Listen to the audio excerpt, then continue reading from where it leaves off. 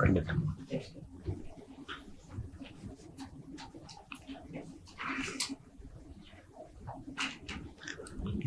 वर्तमान में भी आप असिस्टेंट जेलर हैं।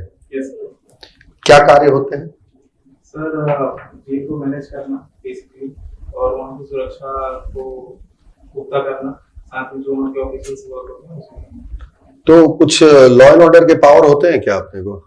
बीएनएस के कुछ सेक्शन की धाराएं प्राप्त होती हैं? सर डायरेक्टली प्राप्त नहीं होते हैं, हम्म। परंतु हमारा एक मैनुअल है, जेल मैनुअल, जेल। एमपीसीजी का कंबाइन, उसके माध्यम से हमें कुछ पावर्स मिलते हैं। जैसे अगर कोई बंदी है, अगर वो किसी प्रकार की घटना करता है, तो उसके अनुसार हमको कार्रवाई कर सकते हैं। क्या क्या अधिकार हैं एक बंदी के?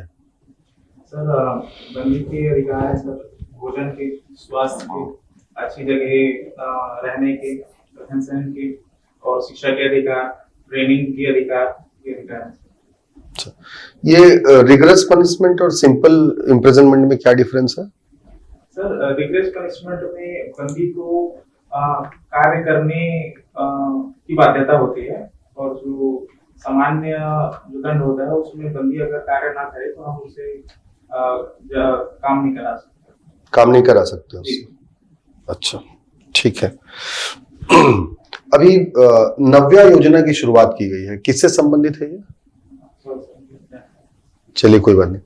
आईएमएफ ने अभी अपने अनुमान जारी किए हैं कि 2038 तक भारत विश्व में, मतलब जो अर्थव्यवस्था का जो पायदान है उसमें ऊपर आ जाएगा। कौन से नंबर पे आ जाएगा, ऐसा प्रेडिक्शन है? सर मैं श्योर नहीं हूँ,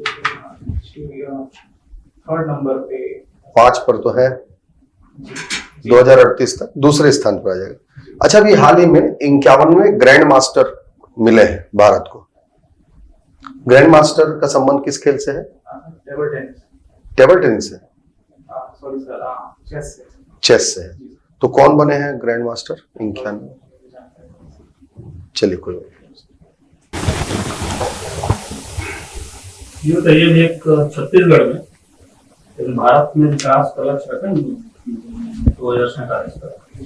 छत्तीसगढ़ में वैसे भी ओपी चौधरी द्वारा रखा गया है, क्या प्लानिंग होगी? सर एक तो जो जीडीपी है उसे 5 लाख करोड़ वर्तमान में है, 5,37,000 लाख करोड़, उसे 2047 तक के 75 करोड़, और उसे 2030 तक के 11 लाख करोड़ तक के करने का लक्ष्य है। दूसरा तो किसानों की जो आमदनी है, वर्तमान आमदनी, उससे 10 गुना बढ़ाने का लक्ष्य रखा गया है। लक्ष्य रखा गया, लेकिन लक्ष्य पाने के लिए क्या रखा गया? जीडीपी कैसे बढ़ जाएगा? बिना कुछ किए तो बढ़ेगा नहीं। तो इंफ्रास्ट्रक्चर में क्या ऐसा चेंजेस ला रहे हैं, जिससे उम्मीद की जा रही है कि 2047 तक हम लक्ष्य पा लेंगे? तो जैसे हम देखें, सबकी नई जो औद्योगिक नीति है, उनमें जो पिछड़े विकास खंड है उन्हें आगे बढ़ाने का प्रयास किया जा रहा है। हाल ही में जो इन्वेस्ट छत्तीसगढ़ की जो योजना चल रही है, जिसमें सीएम शिक्षा के क्षेत्र में कुछ परिवर्तन करने की बात की है, एजुकेशन शिक्षा नीति इम्प्लीमेंट भी शुरू हो गया है। बिलासपुर आईटीआई जो है, वर्तमान में आईटीआई के उन्नयन के लिए प्रावधान किया गया। उन्होंने प्लान किया है कि 50,000 करोड़ रुपए रखा है शिक्षा और ट्रेनिंग, स्किल डेवलपमेंट आने वाले 5 साल में, और उसके 5 साल फिर 50,000 करोड़ रुपए है, जिसमें उद्योग लगाने के लिए लोन दिया जाएगा। तो इसकी शुरुआत कहाँ से हो रही है? बिलासपुर आईटीआई में टाटा से एग्रीमेंट हुआ है, टाटा स्काई। बताइए, ये भी राज्य स्थापना दिवस मनाया गया, इतना बड़ा आयोजन किया गया, खर्च भी बहुत हुआ होगा, तो क्या आवश्यक था ऐसा खर्च करना?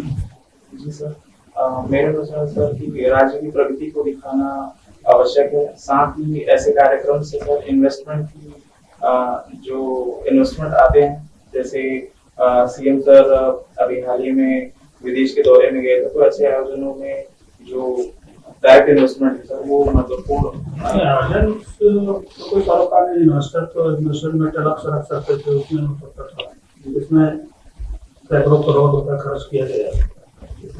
कोल्डिंग पोस्टर ये सब चीजें पूरे अब चेंज हो गए। सर प्रोग्रेस को दिखाना सर मेरा मुश्किल प्रोग्रेस को दिखाया है लेकिन उसके इतनी खर्च करने की आवश्यकता नहीं आई थिंक। चलिए ठीक है, आप जेलर के पद पर हैं, यस जेलों की स्थिति क्या है?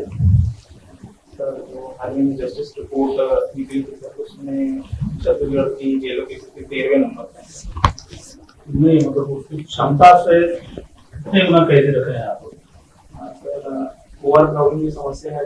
हमारे छत्तीसगढ़ में कुल कैदियों की क्षमता जो है वास्तविक क्षमता वो लगभग 14,500 है, परंतु वर्तमान में लगभग 30,500 कैदी छत्तीसगढ़ की जेलों में है। बिलासपुर का जो जेल है जी सर, सेंट्रल जेल, आज से 10 साल पहले तो वहाँ बहुत क्राउड है। जी सर, 10 साल पहले उसकी बिल्डिंग के लिए प्रावधान किया गया है, जी अब तक चालू नहीं हुआ वो। जी सर। कितना विलंब क्यों होता है?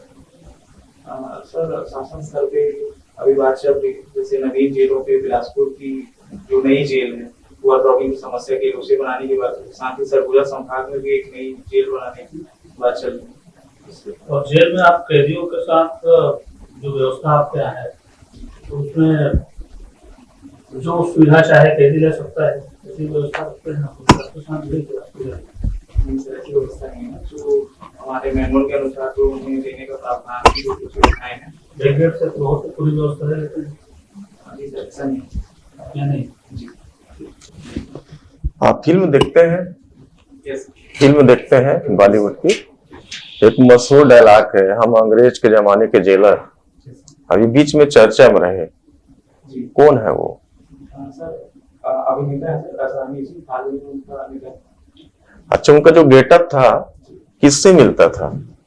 सर उनका गेटअप सर मशहूर नहीं होते थे, जो अंग्रेजों के जमाने के जो जेलर थे उनका ड्रेसअप लगभग वैसे ही होता था। हिटलर से मिलता था, हिटलर टाइप के मूंछ रखते थे वो। जी ठीक, तो पिक्चर का नाम क्या था?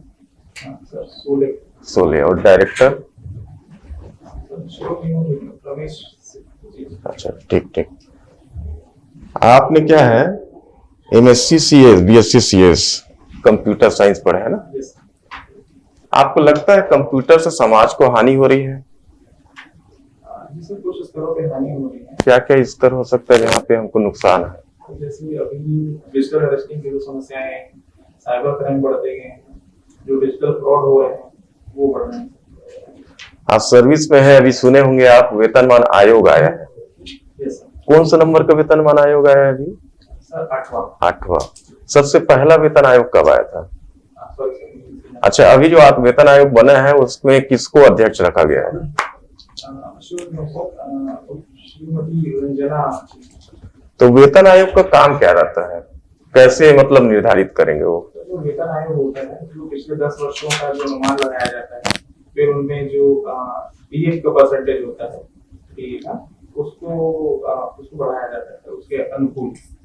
जैसे कि किसी का वेतन मान लो 50,000 बेसिक है जी और अभी जैसे कि अभी के डेट में 55% डीए है, तो नया वेतनमान आएगा जैसे, तो वेतनमान का जो भी मतलब उसकी सिफारिश रहेंगी, तो बेसिक को मान लो 80,000 कर देते हैं, 80,000। तो ये जो 50% डीए है वो उससे प्लस रहेगा कि उसको फिर जीरो कर देंगे?